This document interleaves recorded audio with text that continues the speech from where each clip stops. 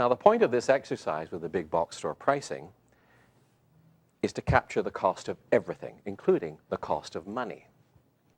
Now, finding out what your real costs are is only part of the problem. Of course, the big box stores, they not only monitor and account for all the costs, but they're really nasty to their suppliers. They go out and they actively look for and destroy costs. They also know where to look for everyday added costs. And this frenzied attention to costs has made, at least in one instance, has created the biggest retailer in the world. And we all know who that is. But let's move on. Let's assume now that you know all of these costs for your business. What do you do with this particular piece of information? Well, how do you use this to create more business for yourself? Well, again, we'll go back to the big box stores for some insight and inspiration. At the end of the season, they're going to go looking for the 75 that they said that would not be sold. And sure enough, they find them. So yes, there's some unsold product. There is one that's been flattened by the forklift driver. 3 or 4 came back and they're totally unusable, and there's all sorts of bits and pieces. By working a little bit, they managed to accumulate, say, 25 of them that are perfectly saleable and in good shape. They then go and put those on sale. And what price do they have to sell them at to make a profit? 1 cent to make a profit, because they have covered all of their others here, including they've got all their profit. Now, the trick here is that they can sell them at any price they want. So they sell them at $99 for the sake of argument and advertise the heck out of it.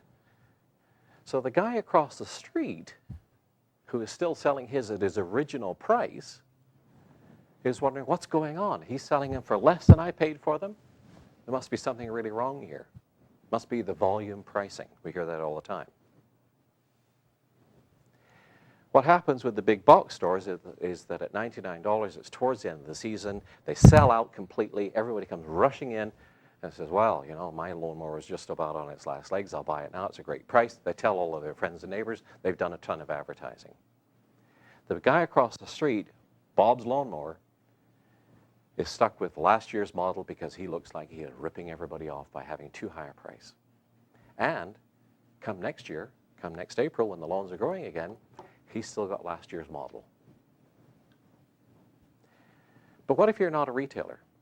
How do you use this in another business environment? Well, a number of years ago, I worked with an outfit, an automotive parts and service business in northern BC.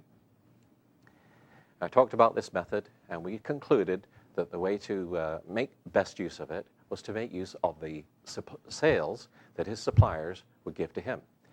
The typical sale was on, say, oil, where he might get a 10% discount for that month. And normally he would pass along on a flyer to his clientele that 10% discount, and then they would buy accordingly. Well, our conclusion was, in working through this, that it was better to buy the necessary cases at the 10% discount, so that you have, in effect, ended up with every 10 cases you got one free. Now that free becomes like their model, an opportunity to open up and pry open new accounts. So he identified 4 new accounts where he had not been able to make any inroads whatsoever before. We went in with this carrot saying, you give me an order, I'll give you a free case of oil. 1 year later, he'd opened up a brand new territory with 4 new big accounts. In this example here, and the one I just told you about with the parts and service, they're using price against their competitors without dropping their price and without dropping their margins, and build the business. It's all how you do it.